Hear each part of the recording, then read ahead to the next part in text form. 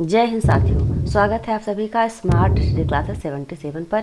UP police constable की परीक्षा यदि आप देकर आए हैं 18/2/2024 को फर्स्ट शिफ्ट में, तब आपके लिए यह वीडियो बहुत ही महत्वपूर्ण है क्योंकि हम लेकर के आए हैं आंसर की। जी हाँ मित्रों, आपने 18/2/2024 फर्स्ट शिफ्ट में जो पेपर दिया था, परीक्षा 2 शिफ्ट में और 2 दिनों में आयोजित की जा रही है। तो यह आपके लिए बहुत ही महत्वपूर्ण वीडियो होने वाला है। आप अपने प्रश्न पत्र से मैच कर लीजिए कितने प्रश्न आपके सही हो रहे हैं। हिंदी से संबंधित जितने भी प्रश्न आपके परीक्षा में पूछे गए हैं उन सभी का सॉल्यूशन लेकर के आए हुए आपके लिए। साथ ही साथ यदि आप परीक्षा की तैयारी कर रहे हैं किसी परीक्षा की, तो इसमें व्याकरण जितने भी प्रश्न साहित्य के हैं वो सभी आपकी परीक्षा में महत्वपूर्ण हो जाते हैं। आप चैनल को सब्सक्राइब कर लीजिए, वीडियो को लाइक कर दीजिए और अपना प्रश्न पत्र लेकर बैठ जाइए। मैच कर लीजिए, मिलान कर लीजिए कि आपने कितने प्रश्न सही किए हैं। चलिए, पहला प्रश्न आपकी स्क्रीन पर है, पढ़िए इसको आप अच्छे तरीके से। निम्नलिखित में से किस प्रसिद्ध लेखक को उपन्यास सम्राट के नाम जाना जाता है? मित्रों, मैं आपको बताना चाहूँगी कि यह प्रश्न जो है आपको हिंदी विषय के अंतर्गत नहीं बल्कि सामान्य अध्ययन के क्वेश्चन के रूप में पूछा गया है। तो सूर्यकांत त्रिपाठी निराला, मुंशी प्रेमचंद, हरिवंश राय बच्चन या फिर माखन लाल चतुर्वेदी। एक से एक बढ़कर एक ऑप्शन है आपको कंफ्यूज करने के लिए, लेकिन आप इसका सही जवाब क्या देने वाले हैं? ऑप्शन नंबर बी, यानी मुंशी प्रेमचंद, जिन्हें कि कथा सम्राट और उपन्यास सम्राट दोनों ही कहा जाता है। देखिए कितने शानदार प्रश्न हैं और आपकी परीक्षा में यह आया हुआ था। अगला प्रश्न जो है, समुद्री जहाज जिस पर से सैनिक युद्ध करते हैं, एक वाक्यांश के लिए एक शब्द कौन सा होगा? क्या युद्धपोत कहेंगे आप, या अक्षुष कहेंगे, या आंतरिकी कहेंगे, या फिर युग पुरुष कह देंगे? चारों ऑप्शन को पढ़ने के बाद आप सोचिएगा आपने क्या टिक किया है प्रश्न पत्र में अपने। फिर इसका सही जवाब हो जाएगा आपका ऑप्शन नंबर ए, यानी युद्धपोत कहा जाता है। समुद्री जहाज जिस पर सैनिक युद्ध करते हैं उसे क्या कहेंगे आप? युद्धपोत कहेंगे। बहुत ही प्रचलित प्रश्न है और शब्द भी है। किस विकल्प में शब्द श्रुति सम भिन्नार्थक का सही अर्थ भेद नहीं है? जी हाँ मित्रों, नहीं पर विशेष ध्यान देना है। अनल अनिल, क्या पावन और अग्नि हो जाएगा? क्या गज और गज हाथी माप, जरा जरा बुढ़ापा थोड़ा सा, नीड़ नीर घोंसला पानी? इसमें सही जवाब हो जाएगा आपका ऑप्शन नंबर सी, यानी जरा और जरा। बुढ़ापा थोड़ा सा इसका मतलब नहीं हो जाएगा, इसलिए यहाँ पर एक गलत हो जाएगा। नुक्ते का खेल है मित्रों। यहाँ पर देखिए आपको लग रहा होगा गज और गज एक ही जैसे लिखा हो, लेकिन नुक्ता लगा हुआ है। इसके लिए आपको हमारी पूरी डिटेल क्लास देखनी होगी। चलिए आप आंसर मिलान करके अगला प्रश्न देखिए कि खिड़की खुलने से प्रकाश आएगा। खिड़की खुलने से प्रकाश आएगा, इस वाक्य में किस प्रकार की अशुद्धि? आपको अशुद्धि बताने क्या लिंग संबंधी अशुद्धि है, वाक्य रचना संबंधी है, कारक संबंधी या फिर वचन संबंधी है? किस प्रकार का अशुद्धि है आपने खोज लिया होगा, बता लिया होगा। चलिए आपको इसका आंसर हम बता देते हैं। आंसर का क्या है? कारक संबंधी अशुद्धि इसमें, क्योंकि खिड़की खुलने से प्रकाश नहीं है, खिड़की खुलने पर प्रकाश आएगा। इस प्रकार का वाक्य होना चाहिए था यहाँ पर, लेकिन आपसे यह पूछा गया कि खिड़की खुलने से प्रकाश आएगा, इस वाक्य में किस प्रकार की अशुद्धि है? अशुद्धि और शुद्धि की क्लास भी हमारे चैनल पर डली हुई है, आप उससे जाकर के देख सकते हैं अगली तैयारी यदि आप किसी परीक्षा कर रहे हैं तो। निम्नलिखित में से किसके नाम प्रायः पुल्लिंग में होते हैं? जी हाँ मित्रों, किसके नाम ऐसे जो प्रायः पुल्लिंग में होते हैं? क्या भाषाओं के नाम, तिथियों के नाम, समुद्रों के नाम या फिर नदियों के नाम? इस प्रश्न का सही जवाब हो जाएगा ऑप्शन नंबर सी, यानी कि जो समुद्रों के नाम होते हैं वह प्रायः पुल्लिंग में ही होते हैं। यह इसका एक नियम ही बताया जाता है। लिंग जब आप पढ़ेंगे तो उसमें आपको यह बताया जाता है। अगला प्रश्न देखेंगे हम, क्या पूछा गया था? निम्नलिखित में से किस शब्द का प्रयोग एक वचन में होता है? दल, लोग, हस्ताक्षर या फिर रोमकूप? मित्रों, इन सभी को पढ़ने के बाद आपको क्या समझ में आ रहा होगा? एक वचन पूछा है आपको, तीनों जो है आपके बहुवचन में ऊपर जो दिए गए हैं, लेकिन लास्ट में जो डी है रोमकूप, रोमकूप एक वचन में प्रयोग किया जाता है। ऑप्शन नंबर डी इस प्रश्न का सही जवाब हो जाएगा। आगे बढ़ेंगे और हम देखेंगे कि और कौन सा शानदार सा प्रश्न था जो आपकी परीक्षा में आया था आपको चकमा देने के लिए। चलिए आगे बढ़ते हैं और देखते हैं अगला प्रश्न। ये रहा आपकी स्क्रीन पर। अलमारी में कपड़े पड़े हैं, रेखांकित शब्द में कौन सा कारक है? तो मित्रों, कर्ता कारक, कर्म कारक, अधिकरण कारक या फिर संप्रदान कारक? इन चारों कारकों में से आप ध्यान से पढ़िए और जवाब दीजिए कि क्या रहा होगा, आपने क्या टिक किया है, सच से बताइएगा। आंसर फिलहाल इसका हो जाएगा आपका ऑप्शन नंबर सी, यानी अधिकरण कारक। आधार अधिकरण हमने पढ़ाया हुआ है, तो उसके हिसाब से क्या होगा? आधार है ना, अलमारी में कपड़े पड़े हैं या फिर रखे हुए हैं, तो अधिकरण कारक यहाँ पर हो जाएगा ऑप्शन नंबर सी। इस प्रश्न का सही जवाब हो जाता है। आगे बढ़ेंगे और देखेंगे बनाकर। सोचिए कितना आसान शब्द है ये। बनाकर शब्द में कौन सा प्रत्यय है? बताना, क्या रा प्रत्यय है, आर प्रत्यय है, बा प्रत्यय है या फिर कर प्रत्यय है? तो मित्रों इसका जवाब हो जाएगा ऑप्शन नंबर डी। बनाकर में जो प्रत्यय लगा हुआ वह कर लगा हुआ है। आगे बढ़ेंगे और देखेंगे इसी प्रकार से जितने भी शब्द या प्रश्न आपके परीक्षा में आए उन सबको देखेंगे हम। तरावट शब्द में मूल शब्द और प्रत्यय में से कौन सा है? आपको बताना है मूल शब्द क्या रहा होगा। क्या तराधन वट, तरधन आवट, तरावधन ट या फिर तराधन आवट? तो मित्रों इसको पढ़ने पर आपको समझ में आ रहा होगा तरधन आवट, यानी ऑप्शन नंबर जो बी पर दे दिया गया है वही तर इसका मूल शब्द है और आवट इसमें प्रत्यय लगा हुआ है। देखिए आपने सुना होगा कि तर कर दीजिए, यानी कि पानी से तर कर दीजिए, थोड़ा नमी दे दीजिए, इसको तरधन आवट उसे कहा जाता है। चलिए आगे बढ़ेंगे, हम देखेंगे विस्तृत क्लास में, आप देख सकते हैं इस सारी चीज़ों को। अगला प्रश्न जो आपकी स्क्रीन पर है बहुत ही शानदार सा, लेकिन उसके पहले आप क्या करेंगे, हमारे चैनल को सब्सक्राइब कर लीजिए मित्रों, वीडियो को लाइक कर दीजिए, मित्रों तक शेयर कर दीजिए, जिसने भी परीक्षा दी उन सभी तक आंसर की पहुंच जानी चाहिए। आपका उत्तरदायित्व बनता है तो आपने चैनल को सब्सक्राइब जरूर कर लिया होगा। चलिए आगे बढ़ेंगे। अगला प्रश्न, आराम पुरुषी शब्द में कौन सा समास है? क्या द्वंद्व समास है, तत्पुरुष समास है, कर्मधारय समास है या फिर अव्ययभाव समास है? सारे समास हमारे तरफ बढ़ते हुए आ रहे हैं, लेकिन आपको बताना है आराम कुर्सी यानी आराम के लिए कुर्सी। और मैंने आपको बताया था जहां पर कारक चिन्ह आ जाते वहां पर आप समझिए क्या होगा, तत्पुरुष समास होगा। मित्रों ऑप्शन नंबर बी सही। मैंने देखा इस परीक्षा में तत्पुरुष समास जो है वो आपके पेपर बनाने का ज्यादा प्रिय समास रहा है, तो लगभग सभी शिफ्ट में तत्पुरुष समास पूछे गए हैं। तो आगे बढ़ेंगे, हम देखेंगे इस प्रश्न का जवाब तो आपने देख लिया। लक्ष्य का तद्भव रूप बताइए, आपको लक्ष्य का तद्भव क्या होगा? लक्ष्य शब्द जो दे दिया गया है, लक्ष्य, लाख, लक्ष्य तो लाख जो होता है, लाख जो पैसा आप गिनते हैं ना, लाख 2 लाख, वही इसका तद्भव रूप हो जाएगा। लक्ष्य संस्कृत शब्द है और लाख तद्भव है। आगे बढ़ेंगे, अगला प्रश्न आपका क्या आया था उसे भी हम देख लेते हैं फटाफट से। श्यामल किस तद्भव, श्यामल जो शब्द है वो आपका उसका तद्भव क्या होगा?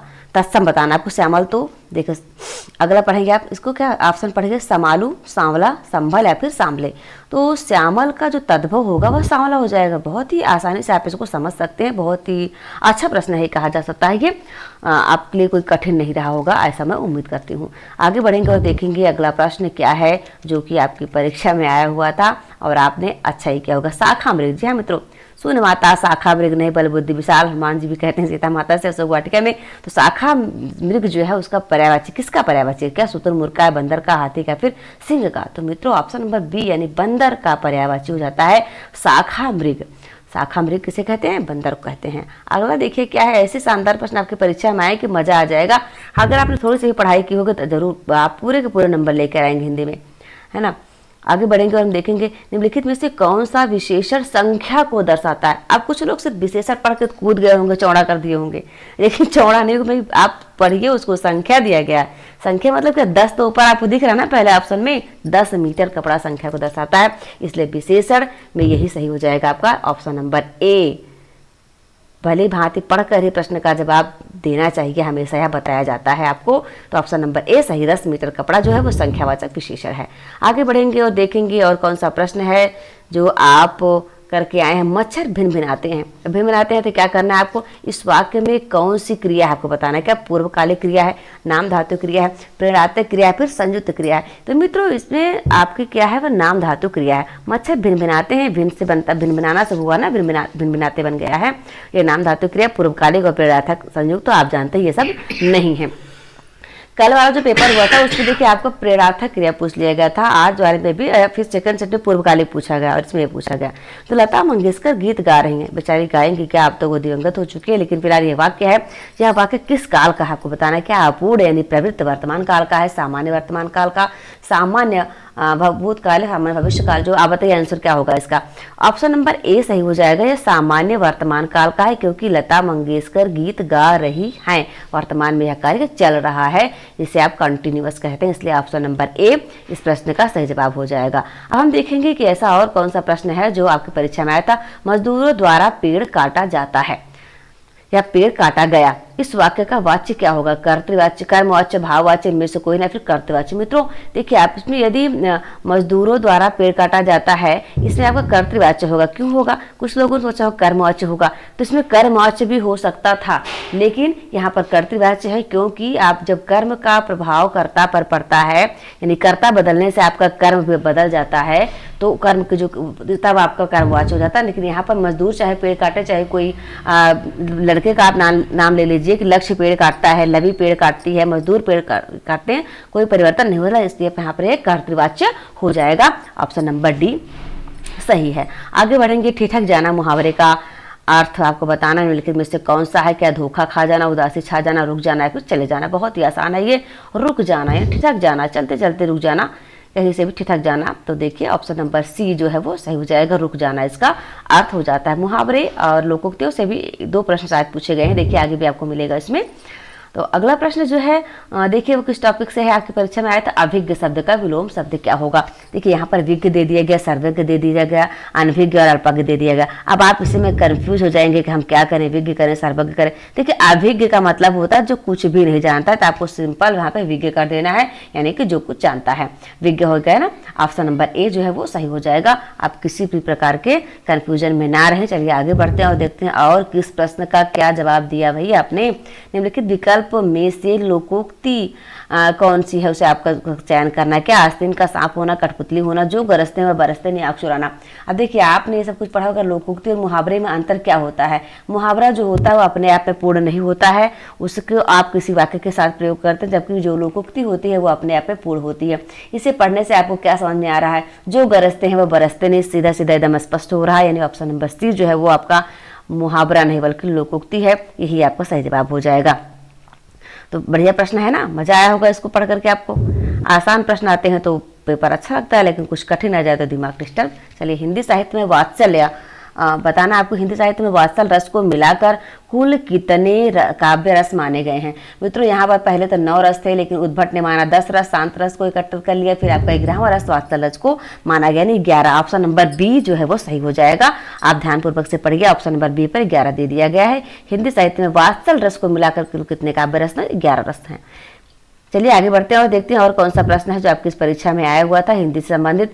निम्नलिखित में से संबंधवाचक सर्वनाम का उदाहरण कौन सा आपको बताना है। आपको, जो, जिसका, सो। देखिए मित्रों यहाँ पर आपको देखो जो और सो तो स्पष्ट रूप से आपका संबंधवाचक सर्वनाम के उदाहरण है, लेकिन जिसका और आपको, जिसका नहीं बल्कि जिस होता है, तो उस हिसाब से आप देखिए आपको जो होता है वो यहाँ पर इस प्रश्न का सही जवाब हो जाएगा, क्योंकि यह एकदम सटीक है। इसका उत्तर आपको संबंधवाचक सर्वनाम का उदाहरण नहीं है, ऑप्शन नंबर ए एकदम सही है। आप जिसका के चक्कर में रहेंगे, चैनल को सब्सक्राइब कर लीजिए, ऑप्शन नंबर ए ही उसमें सही है। सब्सक्राइब करिए, वीडियो को लाइक करिए, शेयर करिए अपने मित्रों तक। और हाँ, आप जरूर कमेंट बॉक्स में कमेंट करके बताइएगा कि आपके कितने प्रश्न सही हो रहे हैं इस परीक्षा में, क्योंकि हम आपको मेल भी बताने वाले हैं, है ना। कितने नंबर आपने किए हैं तो आपने समझिए आप एक सीट पक्की कर ली है। चलिए आगे बढ़िए, अगला प्रश्न देखिए कौन सा है। चैनल को सब्सक्राइब करके ये आगे बढ़िएगा, ये इंडिकेशन है हमारी तरफ से। जैनेन्द्र शब्द का संधि विच्छेद क्या होगा। जैने धन इंद्र होगा, जैन धन इंद्र होगा, जैन धन आयन्द्र होगा, या फिर जैन धन आयन्द्र होगा। ऑप्शन को पढ़ने से ही आपको समझ में आ रहा है कि ऑप्शन नंबर बी जैन धन इंद्र।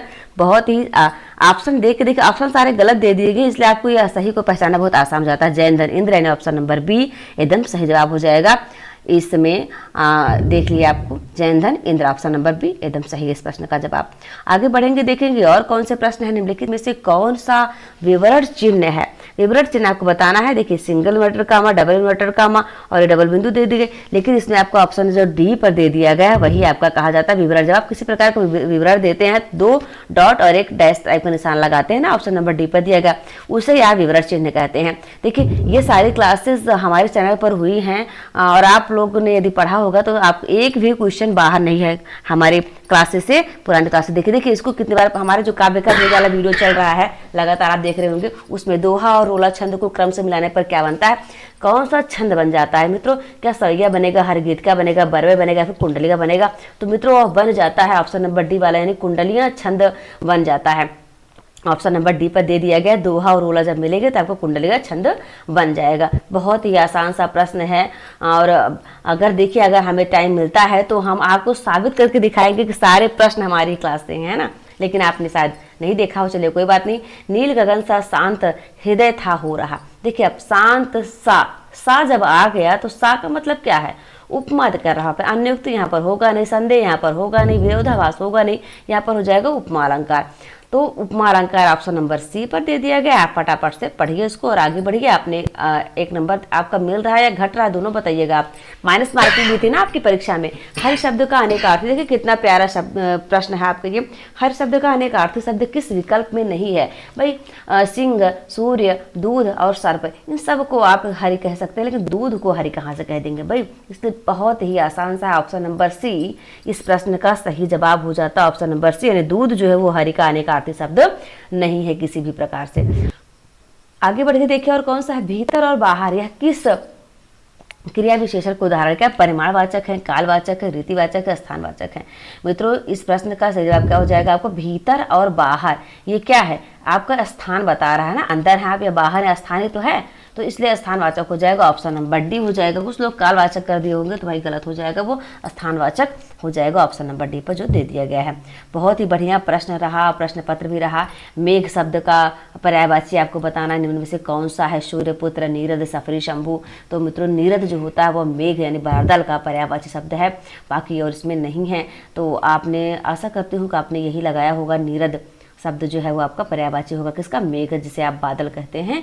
आगे बढ़ेंगे, देखेंगे और कौन सा प्रश्न है जो आपकी परीक्षा में आया था आपको चकमा देने के लिए। कुल और कूल, कुल और कूल, कूल ठंडा ठंडा, कूल कूल नहीं, ये हिंदी का कूल है। श्रुत संभिन्नार्थक शब्द सही अर्थभेद निम्नलिखित में से कौन सा है, क्या तट और शीतल होगा, किनारा वंश होगा, शीतल किनारा होगा या फिर वंश किनारा होगा। जी हाँ मित्रों, कुल का मतलब होता है वंश या किनारा। लोग कहते हैं ना कि ऊंचे कुल का जन्म है जब ऊंचे कर्म न हो, तो कुल मतलब हो जाता है वंश और कूल मतलब होता है किनारा, नदी का किनारा हो जाता है। तो ऑप्शन नंबर डी इस प्रश्न का सही जवाब हो जाएगा। अब देखिए और ऐसा कौन सा प्रश्न जो आपकी परीक्षा में आया था जिसे आपने हल किया है या नहीं किया, क्योंकि माइनस मार्किंग था भाई। तुम फेंक कर चला जाने वाला हथियार जो होता है, वाक्यांश के लिए एक शब्द का चयन करना है आपको। फेंक कर आप जो चलाते हैं उसे क्या कहेंगे, भाला कहेंगे, अस्त्र कहेंगे, गुलेल कहेंगे या फिर शस्त्र कह देंगे। तो मित्रों इस प्रश्न का सही जवाब हो जाएगा आपका शस्त्र हो जाएगा, है ना।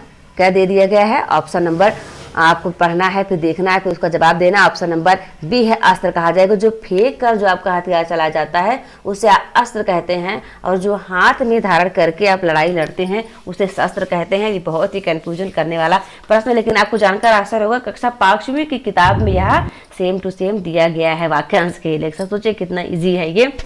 लेकिन अब देखिए इस प्रश्न का जवाब क्या है, रामायण। भाई रामायण के रचयिता कौन, आपको बताना क्या, वात्स्यायन है, तुलसीदास है, वाल्मीकि या फिर बाणभट्ट हैं। अगर लोग कंफ्यूज हुए होंगे तो तुलसीदास और वाल्मीकि में, लेकिन मित्रों आपको बताना चाहूँगी तुलसीदास जी ने वाल्मीकि में अंतर क्या है कि तुलसीदास जी ने रामचरितमानस लिखा जबकि वाल्मीकि ने रामायण लिखा।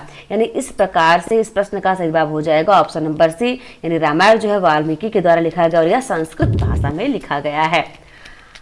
आगे बढ़ेंगे और बहुत ही शानदार सा सेशन है ये, सूरसागर कृति। सूरसागर को कौन नहीं जानता भाई, सूरसागर कृति के कवि निम्नलिखित में से कौन है, क्या केशव दास, रसखान सूरदास या फिर रहीम। तो सूरसागर को ले दिया था सूरदास जी ने, इनके नाम से ही मैच हो रहा है। ऑप्शन नंबर सी पर दे दिया गया है, सही जवाब हो जाएगा सूरसागर को लिखा था सूरदास जी ने। आगे बढ़ेंगे और देखेंगे और कौन सा प्रश्न है। बहुत ही अच्छा प्रश्न रहा, फिलहाल मैं कह सकती हूँ कि लेवल बहुत हाई नहीं था। यदि आपने थोड़ा सा भी ध्यान लगा कर पढ़ाई किया होगा तो आप यह परीक्षा क्वालिफाई कर रहे हैं।